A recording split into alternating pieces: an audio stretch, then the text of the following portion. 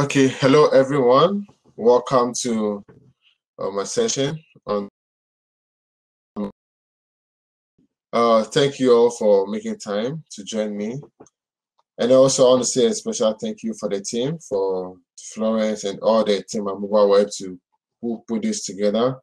In these trying times, it's just ideal for all of us to gain some skills and then learn about the kind of skills that can help us, in the digital world. So today's session is about cloud migration. I'm sure a lot of us have heard a lot about cloud. So about myself, my name is Justice Akligo, Ghanaian by birth. I reside in Canada. So I've had a couple of experiences in software, started from programming, cloud, Microsoft platforms, all the way to now I do a lot of cloud migrations, a lot of cloud services, provide consulting for some companies, both small scales and big companies, on how to migrate to cloud and then how to architect their cloud services. So we're going to have a good time today, I believe. So for this session, we are going to talk about cloud migration, what that means when we talk about cloud migration. I know migration, people think of moving humans, so yeah, and then cloud is above us. So let's talk about what cloud migration is. Look at like a couple of environments for the cloud, a couple of where you can do your migration. Then you have our shared responsibility, what that means, in terms of cloud, and then moving your systems to cloud, and the task of migrations. And then we look at the process itself, the whole migration process, where to start from, how it goes, where it ends, if it even ends. We look at all of those. Then we'll spend some time to look at some of the cloud platforms, Google Cloud, for instance, and then Azure, and then AWS. We look at those ones. So cloud migration, we all know things about cloud.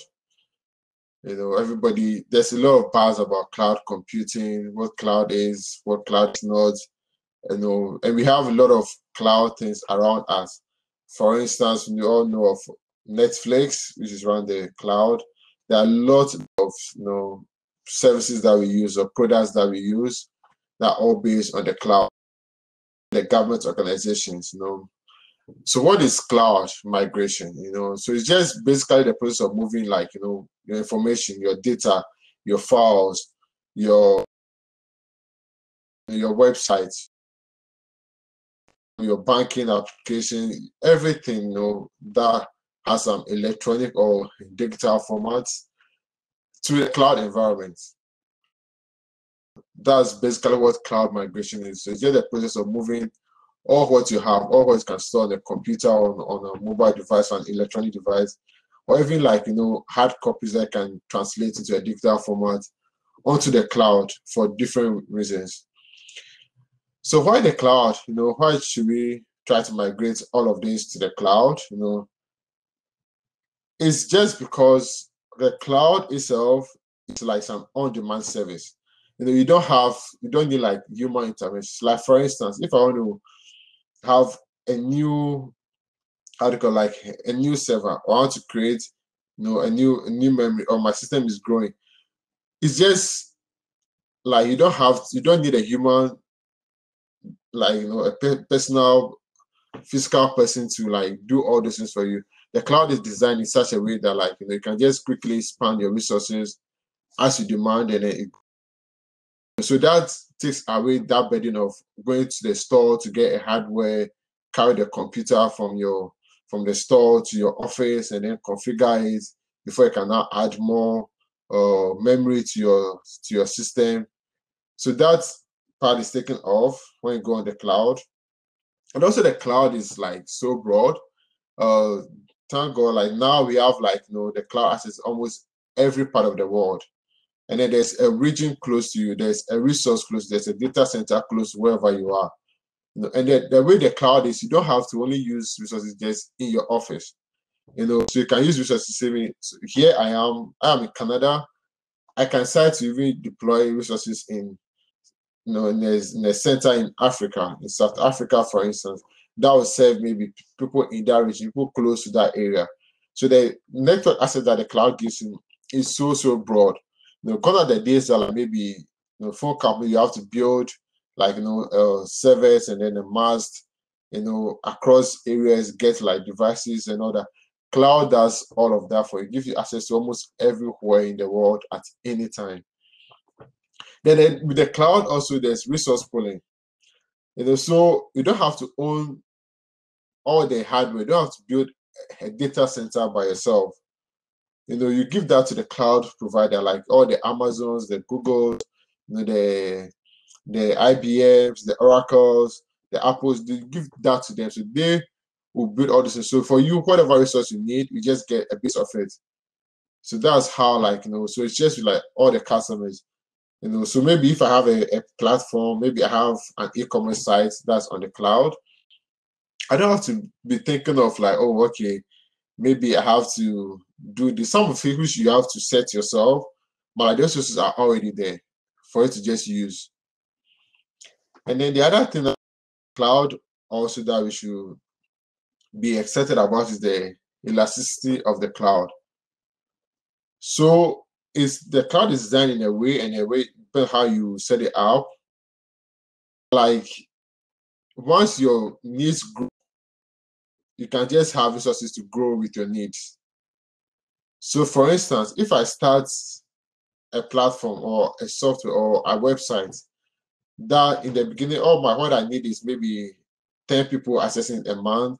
So I don't need $1 of like bandwidth in the beginning. And then it grows, and then maybe my database only takes maybe like 2 gig in the initial stage. And my application grows, then all of a sudden I start getting a lot of hits, a lot of traffic, and then I'm getting maybe like 100,000 visitors a month. And then the kind of data I'm keeping is now very huge, maybe going to 10 gig a month. Let's say it's a photo sharing platform like an Instagram or somewhere people post pictures and videos onto it. Then all of a sudden with all these users, it keeps growing. The good thing about the cloud is I just have to extend my resources. The cloud is built in a way that I don't have to go thinking of how to add more hardware, how to add more resources. I just have to go in, increase the usage that I need, increase my limit, and then automatically within seconds or minutes or hours, I have a whole lot of resources available to me to cater for the need that I have. So that's the other side of the cloud. Then we also have what we call like the measure service. So gone are the days that like I have to get money, get capital to go buy some hardware, and make sure it has maybe some Pentium something. Then I come and put in my data center or in my office. Then when this thing grows, I have to go and get another one and add it to it. So in those ways, in the on-premise and how some of those things work, that means I'm even paying for things that I don't use initially. But with the cloud, like you only pay for what you use. So I don't have to go and buy invest maybe $100,000 to just be using maybe like something that's like maybe like 10,000 of it, of my hardware, of my resources. So on the cloud, just maybe 1,000 dollars of resources. I'm only paying for what I use. I'm only paying for that 1,000 that I use. So if in case my need changes and I have to pay for more, and then I grow, then I pay for only maybe a 10,000 of what I use. So that's the good side of the cloud. So you only pay for what we use. You don't overpay. You can only overpay. You don't really know what you're doing on the cloud. You just get like so many resources that you don't need. But once you figure it out, once you get maybe a solution architect, once you get someone with technical knowledge, to take charge of this for you, you save so much cost because you're only paying for the things that you use, not anything extra. And then now about the cloud environments available. This is in no order, but it is believed like the biggest cloud provider right now is Amazon Web Service, then followed by Azure, and then Google Cloud. So these are some of the cloud environments that are available. The Azure is by Microsoft. Microsoft has a lot of products in different areas. So Azure is owned by Microsoft, and it's very easy to use, very popular among like dev communities. Amazon Web Services arguably was like the first most popular cloud platform. They have so many services, from storage, to a whole lot of things I can do with Amazon Web Services. And it runs most of the like popular platforms that like from the Netflix. I think Uber is also Amazon Web Service. A whole lot of the services that we use run on Amazon Web Services. Amazon Web Services is different from the Amazon.com that we buy from. The Amazon.com, that was just platform. So the Amazon Web Service is a cloud computing service. It's a cloud computing platform, that like you can use, to manage your data and applications. Then we have Google Cloud Platform, GCP, that is commonly referred to as GCP. Google Cloud Platform is not Gmail, but the Gmails, the YouTubes, and all of those run on Google Cloud Platform. So if you have used, YouTube before, then you are probably using a product running on a cloud platform. If you have used your Gmail, on your G Suite account, they are probably using like platform running on your Google Cloud platform. So they also have a lot of resources. You can do a whole lot of things from it, from like cloud storage to Teraflow, like big data queries, for IoT, a whole lot of things that I can do with the Google Cloud, not just hosting websites or simple things. You can do a whole anything. You can a computer system in any of these cloud platforms. And there's an IBM Cloud, which is also popular and big, which does a whole lot of things. Cloud is probably known a lot because of their machine learning side. And a whole lot of people like go for IBM Cloud because of they have like some unique and very like good machine learning and AI things. That's what really like blow it out.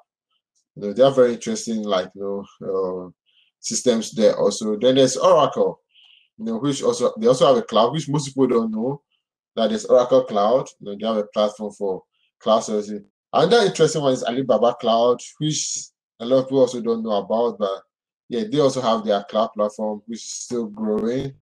Salesforce, agree, some consider it as a cloud platform, some don't see it really as so much of a cloud, but it's a cloud platform. They do a lot of customer relations stuff, managing the customer process, then the supply chain process. So these are some of the cloud environments available that you can utilize. Depending on your preference. Some people even use multiple of. All depends on what you want and then what you are interested in doing. Some use multiple of this. Depending on your choice, your organization, what you can afford. All of them have different pricing. So it's advisable that you go in. First of all, look at their pricing levels. Look at the kind of storage needs you need. Look at the kind of services you need. Which of them is more reliable? Which of them you think you are more comfortable with? And even internally in your organization, like the kind of skills you have, which of these platforms can your skills really easily meet, then you go for that also. And then now on the cloud, there's this principle that we talk about a lot on the cloud. So if you are moving your things to the cloud, as an organization, if you are migrating to the cloud, you have to know that like there's something that we call the shared responsibility. So for the cloud services, yes, the cloud provides a platform to do a whole lot of things. They take off some of the burden off you. You don't think about like your own hardware, your cost, your service level agreements, and all of those licensing for your software, your hardware. The cloud takes a lot of those off from you, but at the same time, it's a shared responsibility when you are using the cloud. So for the organization, most of what you do, you have to be responsible for is the content. What you put on the platform, what you put on the cloud is entirely your own. So you have the responsibility to secure that. You have the responsibility to make sure you put what you want to put over there and make sure that it's secured. Then the access policies. If you put something on the cloud, for the cloud provider, just know that they just use the platform to put your things over there. So it's up to you, the organization, to define the kind of access policies to those content. Like for instance, who can have access to it? Can this department only view it? Can the finance people make changes to your billing? Or who in the finance department can have access to your billing account?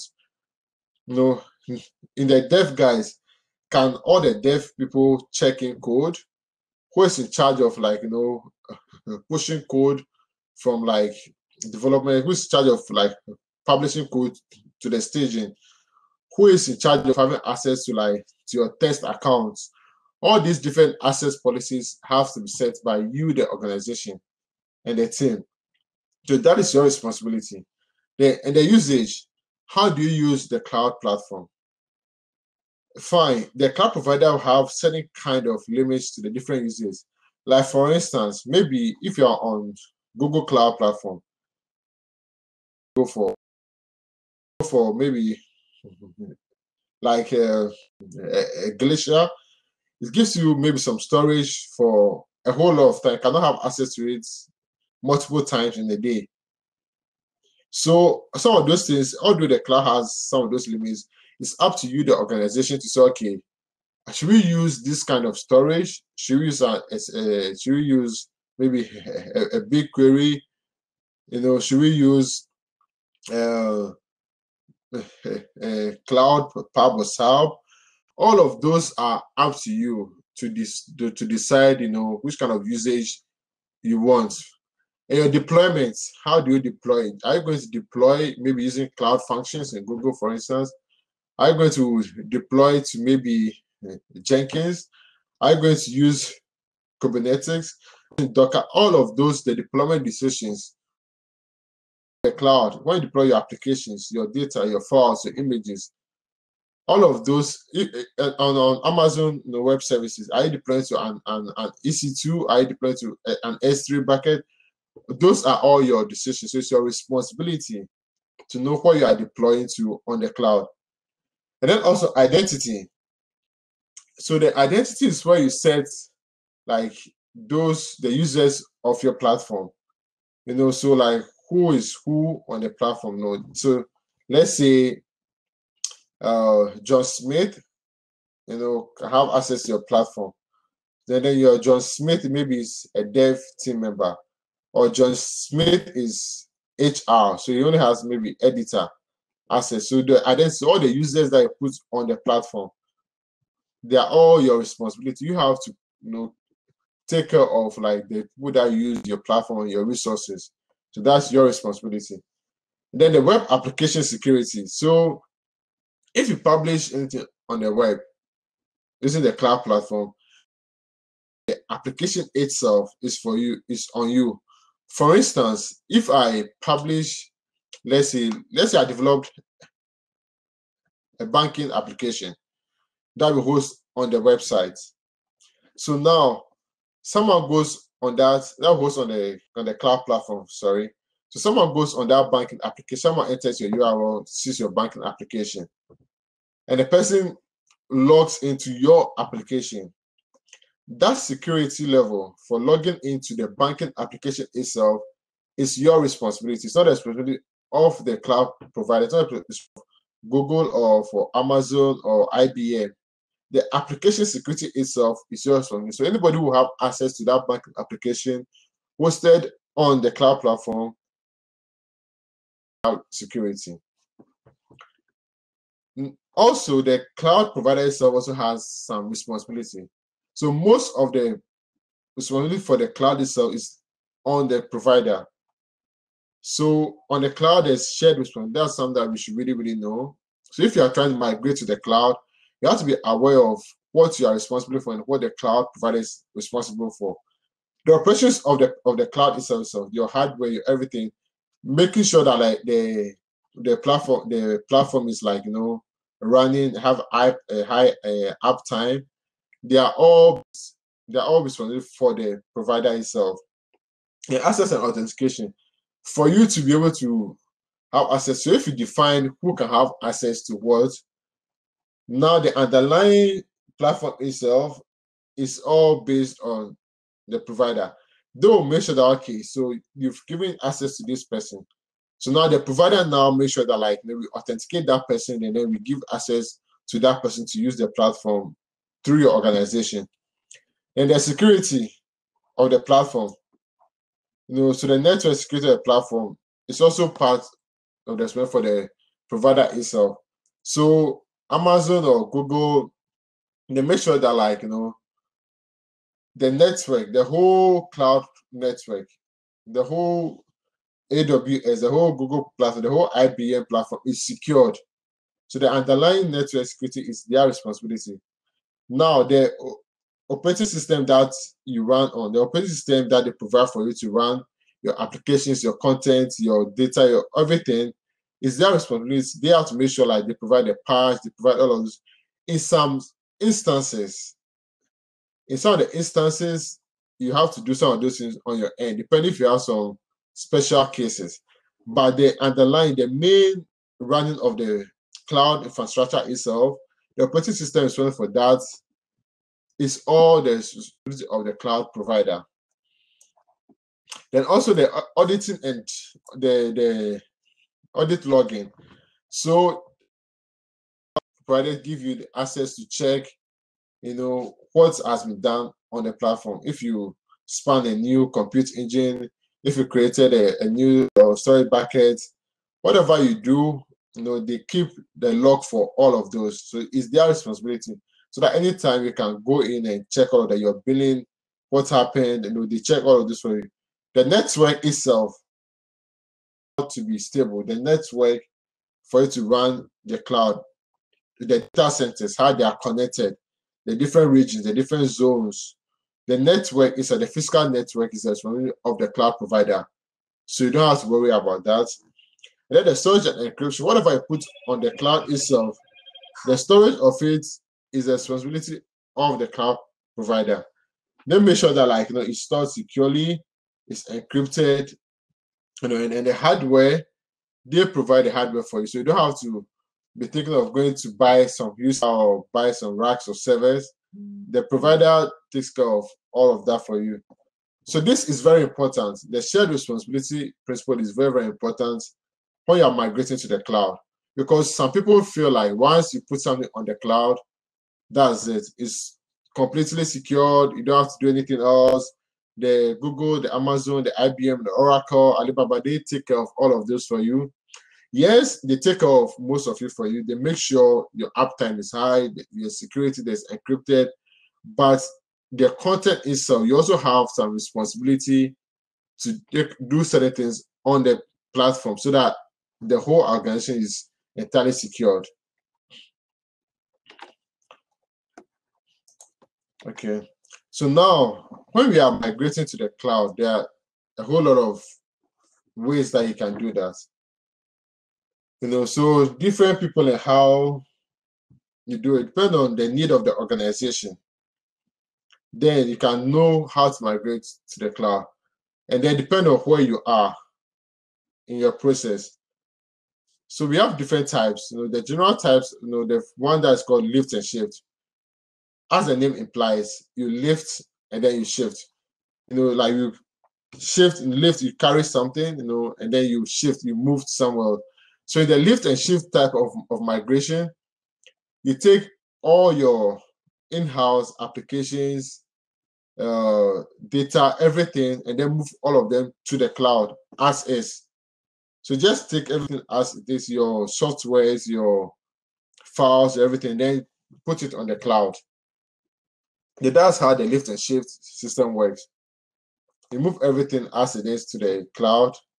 Then with the rebuild, so the rebuild, I think what happens is the system that you have, the things you have in-house, like for instance, there was a case that, like, sample the system they use and all of those does not really fit on the particular cloud platform and the resources that they want to use.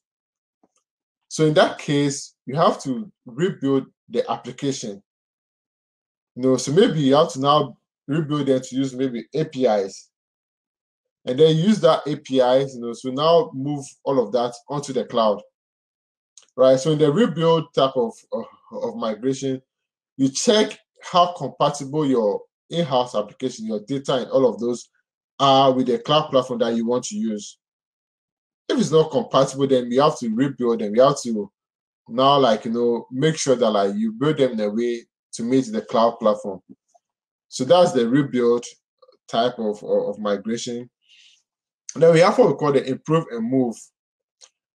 So some of them, in the improve and it works, it can fit on the cloud, you can have to do something, but maybe you have to do a bit change so that it can be more effective, so that you can optimize your cloud environment. Like for instance, let's say your in-house, you have different hardwares. You have, like, maybe you have a hardware for that runs your staging. Then you have like different application that does something else. They have like different like microservices. In an improve and move, what you can do is, okay, you have different microservices all scattered all over.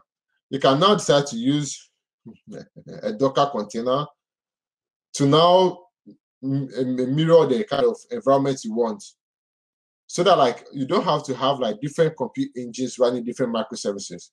You can now use a Docker, have a YAML file, build configure your environment in a way that you can now run all these different microservices in your Docker container. So when you move to the cloud, you just span a Kubernetes engine that you can just use maybe one or two compute engine, and then run all these microservices in that. So you improve the kind of applications you have in-house, and then now move it to the cloud. So here in this case, you're going to save your cost, you're going to save your resources that you're going to use, because you're using, like, you're using a containerized system to run all your microservices. Or you can also start to use maybe like APIs, to make API calls. Instead of going to have a whole lot of these different things exposed to the world, can now integrate them in a way that you have a REST APIs that can now call different microservices. So that expose only that API to your customers. And then when it comes, then they now do the backend calls. So that's a way you can do the improve and move. So you improve whatever you have in-house, and then now move it to the cloud, mostly for optimization and then to save on your cost. Then the other step that we have is what we call like remain on-premise. So the remain on-premise, there are some people for certain reasons. Like for instance, maybe you have some licensing challenges, or your licensing will not allow you to move certain things onto the cloud or a particular cloud system, or maybe some government policy. So you rather prefer having an in-house system. So you still want to keep everything in-house, but I still want to use the cloud in a way. So most of the cloud platforms have ways that you can go about this. And Amazon has something called a snowball. Google also has a way. So what this everything in there in your in-house, and then have a connection to your cloud platform. There are different techniques you can go about this. Some you can create maybe a VPN that talks to maybe a VP, a VPC. There are ways you can do this, but the main how this migration type works is that you keep some of your resources in-house on your premise, and then you still use the cloud platform in a way. can use some of their, or you can even just have everything running in-house and store your data on the cloud. Or you can have everything done in-house, then you move your data, to a device, to the cloud, just for storage. Maybe for like long-term storage. It's the cloud long-term storage, and it's running on the cloud. Or you can use your on-premise for long-term storage, and then use the cloud to run maybe simple, or for your system. Then there's the 6 hours, all of that too. So now talking about the migration process. So when you are migrating, there are certain things you have to consider. You don't just move your things, oh, because it's the cloud, okay, I'm going to create an Amazon Web Service account, and then so what do I do? Just carry everything and put over there. No. I did, so before I continue, I took this image from Google Cloud, which is similar to every platform that you are trying to migrate to. If you are going to migrate, first of all, look at your organization. What are your intentional organization policies? What's your organizational structure? Then what can you move to the cloud? What type of migration do you want? Are you going to do a lift and shift? Is that best, organizational policy? Is that in line with your functions? Is that in line with your vision, your mission, the things you do as an organization? Are you going to do, on-premise? Are you going to move? So you have to decide on that. And then if you decide, then you have to now see what should go on the cloud. Even if you are doing a lift and shift, you don't just move everything at once, same day. Select what should go first. Most times, the best thing we do is, what can we move that will save us cost? That's how most of the clients are dealt with. That's how they looked at it. What can we move that will save us cost? Some will be like, what can we move that will not interrupt our operations? Others will be like, what is the minimum component of our organization that we can move? So now, once you identify that particular data or application, or the minimum one that you want to move for a start, then now you have to now see, like, okay, so you have to prepare. Preparation here is like, so which platform are we using? Which kind of resources are we using? Which team members should do this?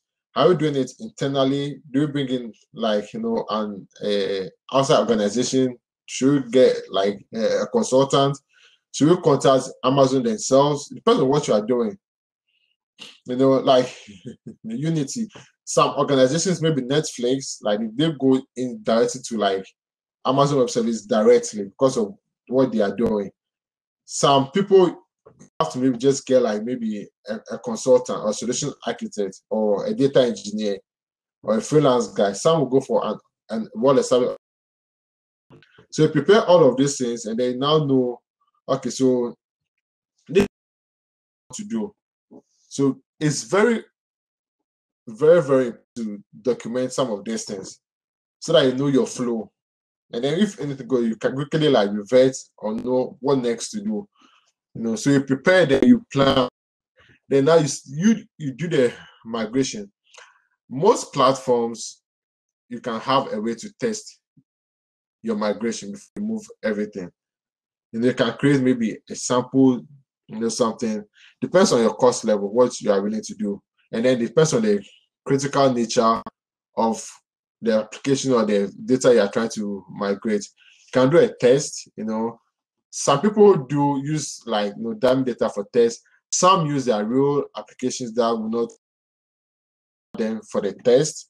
So it depends on it depends on your organizational policy, your functions, and then what you want to do. So you test your migration, then you migrate it, you move it to the cloud. Then you see, okay, so is it working well? Is it what I envisage? Is it okay? Then now you have to now verify, like, all your things. Okay, so how is it working? Is it okay? Is my application stable? And then all of that, you test, you verify that okay, it still works as it was working when we're doing on-premise. I'm still finance team is still able to have access to that, access to the invoices. Dev teams are still able to like push their code onto the cloud. They're able to like check out code. They're able to connect maybe their platform, maybe to the platform. Everything runs well. They still run their tests. So all of those you test and verify that like yes, this is okay. Then I can now move the next, and keep going. Then now you now have to optimize. So now you've put your things on the cloud. You've seen how it's going. So after some time, maybe after some weeks, after some months, you're now going to say, okay, it looks like I'm using maybe a lot of this kind of resources than this one. So maybe I shouldn't use this, Or you now come and say, okay, most of my traffic is really coming from this area. Maybe I'm in Canada. Most of my traffic is coming from maybe Asia. But like I'm using maybe like resources in Canada Central. How don't I deploy my compute engines maybe in Asia East so that to be closer to my broad customer base, and then maybe like the access, the time to access these resources, have access to them faster. So you go through all those processes, so you optimize your platform, you optimize your operations. So now once you put everything down, now see how things are going, then now say, okay, maybe I don't even need, maybe, for instance, maybe I don't need a certain type of resources. Or maybe how things are going, okay, I'm getting putting like a load balancer. Users can feel more comfortable. They can now, have like a better experience using my website or my e-commerce platform. Then this process, so then once in a while you improve, the improved part of the migration process is iterative. You have to once in a while keep improving. You don't have to just wait, and then everything's going. No, once in a while improve on your system. Go back your stats, see where you can optimize some costs, see where you can like improve user experience, see where you can put in some more security. Do you have to create some new subnet? Do you have to disallow some IPs? Do you have to keep certain things at the back end and put another maybe like resource in front of those to service the outside world? So you keep doing all of that, you can always have like a very solid and like good experience. So now I know it's almost time, so do a quick demo. I'm going to try to show how to create organizations. But before we jump into the demo, so after you know all of this, now you understand what cloud migration is, you know the environments that are available to you, you know the types of migration that you can do for your organization, you know the process that you have to go through, to have a good cloud experience. One thing that you have to do is when you are migrating to the cloud, you have to know your organization. So every organization has a top level. Then you have departments over there. You have your projects that you are working on. It's the same structure that you take onto the cloud. Some people, they create projects on the cloud. Then later on, you can do your organization and all of those, which is okay. But for you to have a very robust cloud, for you to have like a good secured cloud, you have to build in security from the start when you start migrating to the cloud. And the best way to have a good security is start with an organizational structure. Don't just go create projects for a start. It's ideal you have an organization structure at the top. Sorry, I didn't give you a pictorial view of that. But you have the organizational structure at the top. Then you have your departments under it. So you can have your organization as your top level. They have your various departments under, and then this department have projects. So each department have their projects. and then this project, their teams. Then there's something in the cloud, so there's a billing. One component that you must always be aware of on the cloud is your billing, your cost. Every cloud platform has a billing feature. You can set alarms, to know how your billing is going. You can set like thresholds, how much you want to spend on a resource. All those things are very, very. So it's part of the cloud migration. Know how to build your resource, your alerts, so that you know how you are spending and how to optimize and how to improve. Ideally, your organization with a top level should have the broad permission, the owner permission in some cases, like in Google platform. And then you should have one dedicated user account for your billing. Your billing account should have every project that particular person, maybe from finance, can have an oversight on how all the projects are doing, how much each project is spending on the cloud, so that you can now have you can know who is spending more, who is not spending, who is spending less, and then you can control your billing. If you don't have that billing oversight of all your resources of the entire organization, you might run into problems. You could see that you'll be spending a lot on the cloud that you didn't anticipate to spend. And then let everybody in the organization know who is in charge of the billing, so that if anything, they can reach out to them. Maybe, for instance, let's say sales department, they're running a project and then they want to do some service, they want to do span some new resources, but they don't have access to that.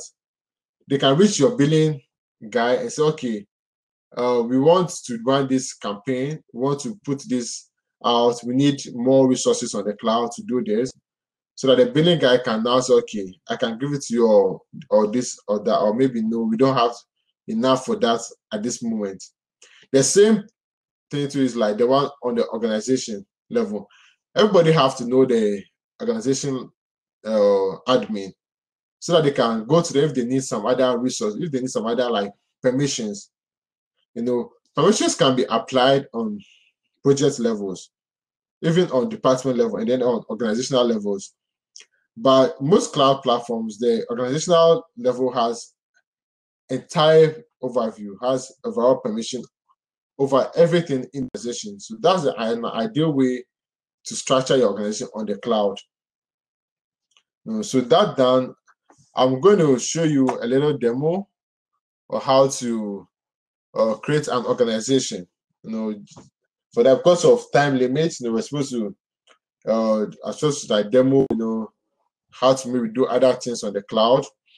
But the main thing for now, I'll just show how to do maybe an organization and then a project, and then we take some questions, and we end it here for now. And then maybe other sessions, other sessions coming up might dive more deeper into some of the cloud platforms.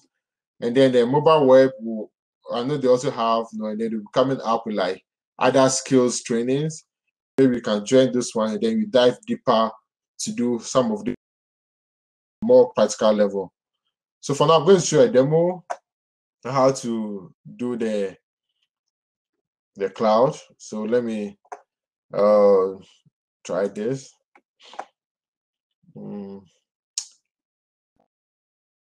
I don't know if you can hear me. So let me know if you're not able to hear. You can draw my attention, and then I will do that. Let me see if I can share this with you. Give me a moment.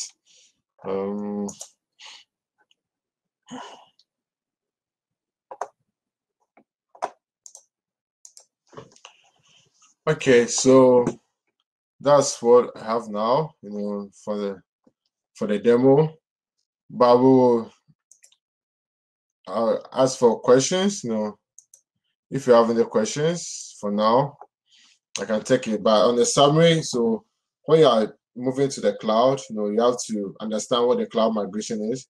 You have to understand the types of migration that we have, and then the process. The process is very important. the process that you go through in migrating to the cloud. You have to be very aware, from your preparations, to your testing, to verifying, then optimizing the platform, and then how to really keep improving your platform. So that is what we have for now. So any questions? We have about 4 minutes now. But as I said, there's going to be in-depth, more practical, ways of doing this, with the cloud, either as particular platform or multiple cloud platforms.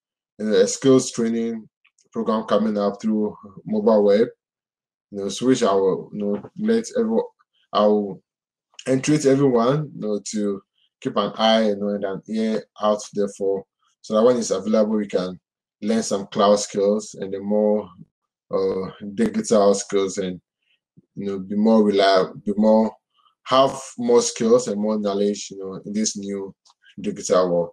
So I'm still open for questions, for the next 3 minutes. So you can chat, if you have any questions. Thank you.